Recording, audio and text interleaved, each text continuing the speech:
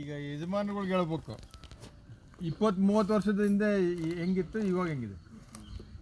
ನಾವು ಈ ಜನ್ರೇಷನ್ ಎಲ್ಲ ಖಾಲಿ ಮಾಡ್ಬಿಡ್ತೀವಿ. ಬೆಟ್ಟ ಭೂಮಿ ಉಳಿಸ್ತಿಲ್ಲ, ನೀರು ಉಳಿಸ್ತಿಲ್ಲ. ಇನ್ನೊಂದು 20 ವರ್ಷಕ್ಕೆ ಆಗೋದ್ರಿಗೆ ಏನು ಸಿಗುತ್ತಾ ಗೊತ್ತಿಲ್ಲ. ಅದಕ್ಕೆ ಪ್ರಯತ್ನ ಟೆಕ್ನಾಲಜಿಲಿ ಮುಂದುವರಿತಿದ್ದೀವಿ, ಆದರೆ ಹೆಲ್ತಿ ಲೈಫ್ ಲೀಡ್ ಮಾಡೋಕ್ಕಾಗ್ತಿಲ್ಲ. ಅಲ್ಲ, ನೀವು ಟೆಕ್ನಾಲಜಿ ಹೆಸರು ಹೇಳ್ರಿ, ಸೈನ್ಸ್ ಹೇಳ್ರಿ, ಇನ್ನೊಂದು ಹೆಸರು ಹೇಳ್ರಿ, ಒಟ್ಟಾರೆಯಾಗಿ ನಾವು ಈ ಮುಂದುವರಿಯೋ ಇದರಲ್ಲಿ ಅದರದ್ದು ಪರಿಣಾಮ ನಮ್ಮ ಮೇಲೆ ಒಳ್ಳೇದ ಕೆಟ್ಟದ? ಇದರಲ್ಲಿ ವ್ಯತ್ಯಾಸ ಏನಿದೆ? ಯಾರಿಗಾದ್ರೂ ಅನುಮಾನ ಇದೆನಾ?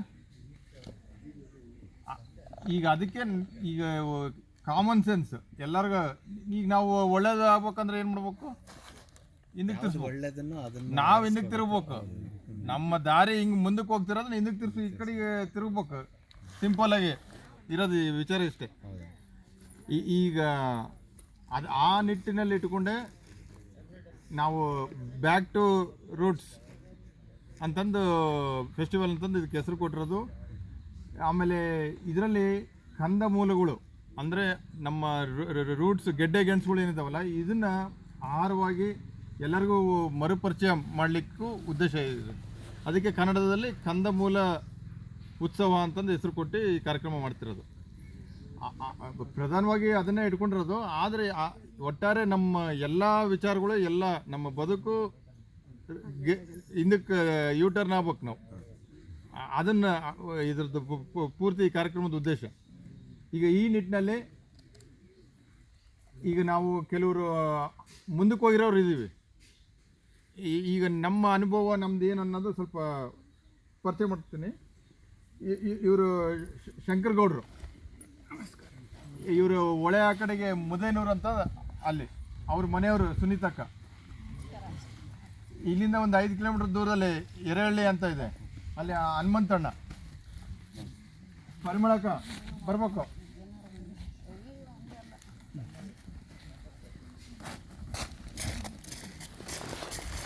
ತೇಜು, ಪರಿಮಳಕ್ಕರು, ತೇಜು, ತನ್ಮಯ್, ಅದೇ ತೇಜು ಅಲ್ಲಿ ಕೆಲಸ ಅಲ್ಲಿದ ನೋಡ್ರಿ, ಇಲ್ಲಿ ಅವ್ನು ಕುತ್ಕೊಂಡಿದ್ದಾನಲ್ಲ, ಎಲ್ಲರಿಗೂ ಕೈ ಮುಗಿಯಪ್ಪ ಅಲ್ಲಿಂದಾನೆ. ಅವನು ತೇಜು, ಇದೆ ತನ್ಮಯ್ ಅವ್ರ ಮಗಳು. ಆಮೇಲೆ ನಮ್ಮ ಮನೆಯವರು ವಿಶಿಷ್ಟ, ನಮಸ್ಕಾರ ಮಾಡಿ ಎಲ್ಲರಿಗೂ. ವಿಶಿಷ್ಟ ಮಗಳು, ವಿಶಿಷ್ಟ ಇಲ್ವಾ, ಅದ ವರ್ಚಸ್ ನಮ್ಮ ಮಗ. ಈಗ ನಾವೆಲ್ಲ ಒಂದು ಸ್ವಲ್ಪ ಅನುಭವ ಇರೋ ಅಂಥವ್ರು. ಈಗ ಈ ದಾರಿ ನಿಟ್ಟಿನಲ್ಲಿ ನಿಮಗೆ ಏನೇ ಸಂಶಯ ಏನೇ ಇದ್ರೂ ಇಲ್ಲಿ ಎಷ್ಟೊತ್ತಿರ್ತೀರೋ ನೀವು ಯಾರನ್ನ ಸಂಪರ್ಕ ಮಾಡಿದ್ರು ನಿಮಗೆ ಅದಕ್ಕೆ ಆಲ್ಟರ್ನೇಟಿವ್ ಸೊಲ್ಯೂಷನ್ಸ್ ಏನು ಪ್ರತಿಯೊಂದಕ್ಕೂ ಇದೆ, ಎಲ್ಲದಕ್ಕೂ ಮಾಡ್ಬೋದು, ಸಾಧ್ಯತೆ ಇದೆ. ನೀವು ಇಲ್ಲಿ ಅವ್ರ ಜೊತೆಗೆ ನೀವು ಕಾಲ ಕಳಿಬೋದು. ಈ ಥರ ಪ್ರೇರಣೆ ಒಂದು ಈಗ ನೋಡ್ರಿ, ದಾರಿಯಲ್ಲಿ ಹೊಸದಾಗಿ ಬಂದಿದ್ದಾನೆ ಮಧು. ಅವನ ಅಲ್ಲಿ 8 ಎಕರೆಯಲ್ಲಿ ವಿಷಮುಕ್ತವಾಗಿ ಭತ್ತ ಬೆಳೀತಿದ್ದಾನೆ. ಈ ರೀತಿ ಇನ್ನೂ ಅನೇಕರಿದ್ದಾರೆ. ಇನ್ನು ಬೆಳಿಗ್ಗೆ ಇದ್ದರು ಕೆಲವರು, ಅವರೆಲ್ಲ ಈಗ ಬೇರೆ ಕೆಲಸದ ಮೇಲೆ ಹೋಗಿದ್ದಾರೆ. ಹಿಂಗೆ ಎಲ್ಲರೂ ಕೈ ಹಾಕಿದ್ರೆ ಆಯಿತು. ಹರ್ಷ ಅದ ನೋಡ್ರಿ, ಅವನು ಈಗ ಹೊಸದಾಗಿ ಎಲ್ಲ ಇಲ್ಲಿ ನಮ್ಮಲ್ಲಿ ವಾಲಂಟಿಯರಿಂಗ್ ಅಂತಂದು ಪ್ರೋಗ್ರಾಮ್ ಮಾಡ್ತೀವಿ. ಈಗ ಇದು ಎಲ್ಲರಿಗೂ ಓಪನ್ ಕಾಂಟ್ಯಾಕ್ಟ್ ಪ್ರೋಗ್ರಾಮ್ ಅಂತ ಕರೀತಾರೆ. ಎಲ್ಲರಿಗೂ ಇನ್ವೈಟ್, ಓಪನ್, ಯಾರಾದರೂ ಬರ್ಬೋದು ಈ ಕಾರ್ಯಕ್ರಮ. ಇದು ಸ್ವಲ್ಪ ಪರಿಚಯ ಆಗಲಿಕ್ಕೆ. ಆದರೆ ಇನ್ನೂ ಹೆಚ್ಚಿನ ಆಸಕ್ತಿ, ಹೆಚ್ಚಿನ ವಿಚಾರಗಳಿದ್ದರೆ ಟ್ರೈನಿಂಗು, ವರ್ಕ್ಶಾಪ್ಗಳೆಲ್ಲ ನಾವು ಕಂಡಕ್ಟ್ ಮಾಡ್ತೀವಿ, ಅದನ್ನು ಅಟೆಂಡ್ ಆಗ್ಬೋದು. ಇನ್ನೂ ಇಲ್ಲ, ಈಗ ನೀವು ನೌಕರಿ ಮಾಡೋರೆಲ್ಲ ನೀವು ಡೇ 1 ಫಸ್ಟ್ ಡೇನೇ ಹೋಗಿದ ತಕ್ಷಣ ನೌಕರಿ ಮಾಡೋಕ್ಕೆ ಕೊಡ್ತಾರ? ಎಷ್ಟು ತಿಂಗಳು?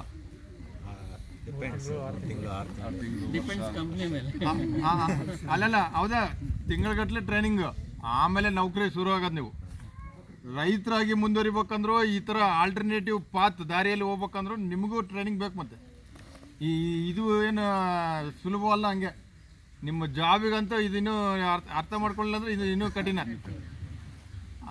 ಇದರಲ್ಲೂ ಅದಕ್ಕೆ ಅವಕಾಶವಾಗಿ ವಾಲಂಟಿಯರಿಂಗ್ ಪ್ರೋಗ್ರಾಮ್ ಮಾಡ್ತೀವಿ ನಾವು. ಅಂದರೆ ತಿಂಗಳಗಟ್ಟಲೆ ಇಲ್ಲಿ ಬಂದು ಕೆಲಸ ಮಾಡ್ತಾರೆ, ಚಲಿಕೆ ಆರಿಕೋಲು ಹಿಡಿದು ಕೆಲಸ ಮಾಡ್ತಾರೆ. ಸುಮ್ಮನೆ ಅಲ್ಲ, ಕೆಲಸ ಮಾಡಿ ಎಲ್ಲವೂ ಕಲಿತಾರೆ. ನಮ್ಮ ದೇಶದವರು ಬರ್ತಾರೆ, ಹೊರ ದೇಶಗಳಿಂದನೂ ಬರ್ತಿದ್ದಾರೆ ಇಲ್ಲಿ ಈ ಥರ ವಾಲಂಟಿಯರಿಂಗ್ ಮಾಡಲಿಕ್ಕೆ. ಅದೆಲ್ಲ ಆನ್ಗೋಯಿಂಗ್ ನಡೀತಿದ್ದಾವೆ. ಹಂಗೆ ಹರ್ಷನ ಇತ್ತೀಚೆಗೆ ನಮ್ಮಲ್ಲಿ ವಾಲಂಟಿಯರಿಂಗ್ ಮಾಡಿ ಹೋಗಿದ್ದಾನೆ. ಅವನು ಇಂಜಿನಿಯರ್. ಅರ್ಥ ಆಯ್ತಾ? ಈ ರೀತಿ ಇದು ಮುಂದುವರಿತಾ ಇದೆ. ಈಗ ಆಮೇಲೆ ನಾವು ಕನ್ಸಲ್ಟಿಂಗು ಮಾಡ್ತೀವಿ.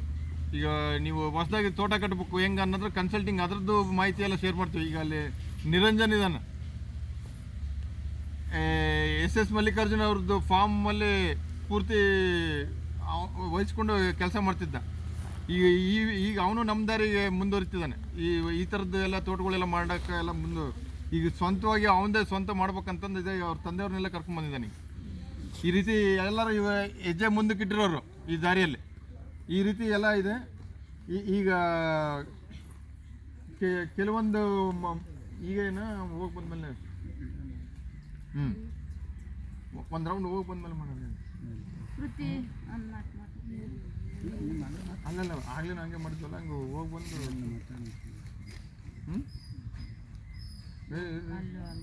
ಇಲ್ಲಿ ಹೋಗಿ ಬಂದು ಇನ್ನೂ ಚರ್ಚೆ ಮಾಡ್ಬೇಕು. ಅವರಲ್ಲಿ ನೀವು ಮಾತ್ರ ಮಾತಾಡ್ಬೇಕು.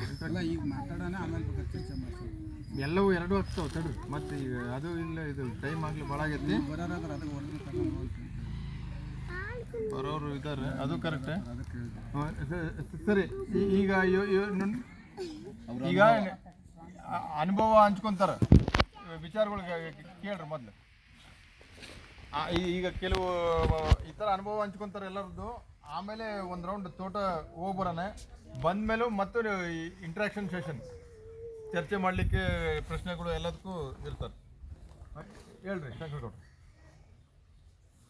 ನಮ್ಮದಿಲ್ಲಿ ಪಕ್ಕದ ತಾಲೂಕು ರಾಣೆಬೆನ್ನೂರು ತಾಲೂಕು, ಮುದೇನೂರು, ಹಾವೇರಿ ಜಿಲ್ಲೆ. ನಾವು ಒಂದು 20 ವರ್ಷದ ಈ ಥರ ಮಾಮೂಲಿ ಕೃಷಿಕ ಆಗಿದ್ದು, ಈಗ ಪರಿಸರ ಆಧಾರಿತ ಕೃಷಿ ಮಾಡೋಕ್ಕೆ ಅಂದರೆ ನೇಚರ್ ಫಾರ್ಮಿಂಗ್, ನೇಚರ್ ಜೊತೆಗೆ ನಾವು ಬದುಕೋದು ಹೇಗೆ ಅಂತ.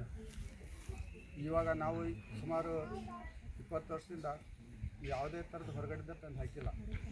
ಮತ್ತು ಇವಾಗ ಮತ್ತೆ ತಿರ್ಗಾ ನಾವು ಯಂತ್ರಗಳು ಬಳಸ್ತಾ ಇಲ್ಲ, ಕೆಲಸಗಾರ ಮೇಲೆ ಅವಲಂಬನೆ ಇಲ್ಲ. ಮತ್ತು ನಾನು, ನಮ್ಮ ಮನೆಯವರು, ನಮ್ಮ ಮಗ 3 ಜನ ನೋಡ್ಕೊತದ 16 ಎಕರೆನೂ. ನಮಗೆ ಈ ವರ್ಷದ ಆದಾಯ 20 ಲಕ್ಷ ರೂಪಾಯಿ. ಅದು ತುಂಬ ಕಡಿಮೆ ಆಯಿತು.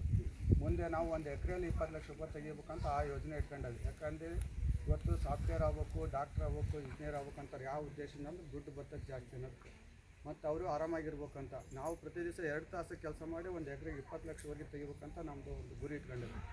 ಆ ನಿಟ್ಟಿನಾಗೆ ಎಕರೆಗೆ 5 ಲಕ್ಷವರೆಗೆ ತೆಗಿತಾ ಇದ್ದಾವೆ. ಇನ್ನು ಮುಂದಿನ ದಿನಮಾನಗಳಲ್ಲಿ ಅದು ವರ್ಷ 6, 7, 10 ಹಿಂಗೆ ಹೋಗ್ತಾ ಇತ್ತು. ಅದೆಲ್ಲ ಪ್ಲ್ಯಾನ್ ಮಾಡಿದ್ದೇವೆ. ಯಾವ ಥರ ಅಂತಂದರೆ ನೀವು ಅದನ್ನೇ ಅಲ್ಲಿ ಬಂದು ನೋಡ್ಬೋದು. ನಿಮಗೆ ಸಮಯ ಸಿಕ್ಕರೆ ನಾವು ತಿಳಿಸ್ಬೋದು.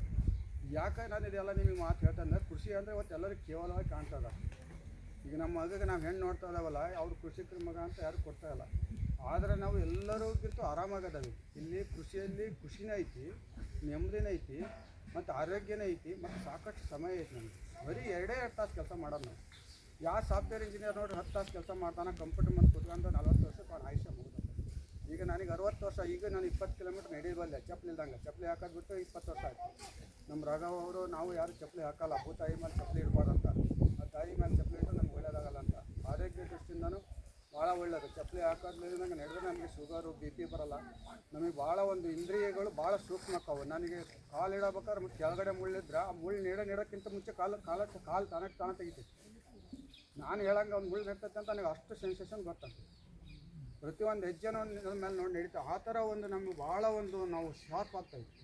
ಹಾವಿನ ಥರ ಹಾವು ನೋಡ್ರಿ, ಅದು ಪರೆ ತಳ್ಳಗಿರ್ತೈತಿ, ಅಂತ ಅಲ್ಲೆಲ್ಲರೂ ಹೋಗ್ತೈತೆ. ಅದು ಅಷ್ಟು ಅದಕ್ಕೆ ಶಾರ್ಪ್ನೆಸ್ ಬರುತ್ತೆ. ಹಾಗಾಗಿ ನಾವು ಎಷ್ಟೊಂದು ಪ್ರಕೃತಿ ಜೊತೆ ಬರಿತೇವೆ, ಅಷ್ಟೊಂದು ನಮಗೆ ಇಂದ್ರಿಯಗಳು ಅಷ್ಟೊಂದು ಇದು ಮಾಡ್ತಾ ಇದ್ದಾವೆ.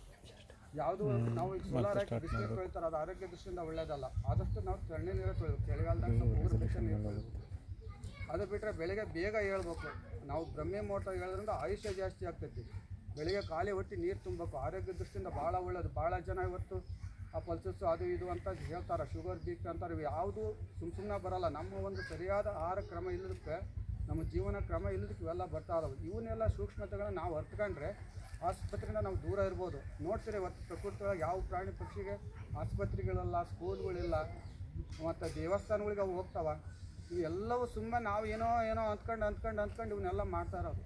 ಅಲ್ಲೇನು ಜಾತಿ ವ್ಯವಸ್ಥೆ ಐತಾ? ಇಲ್ಲ. ಮೇಲು ಕೀಳು ಐತಾ? ಇಲ್ಲ. ಮತ್ತು ಅಲ್ಲಿ ಮದುವೆ ವ್ಯವಸ್ಥೆ ಐತಾ? ಇಲ್ಲ. ಇವು ಯಾವೂ ಇಲ್ಲ. ಆದರೂ ಅವು ಆರಾಮಾಗಿ ಅದಾವೆ. ಅವು ನೋಡ್ರಿ ಇವತ್ತಿಂದ ಇವತ್ತು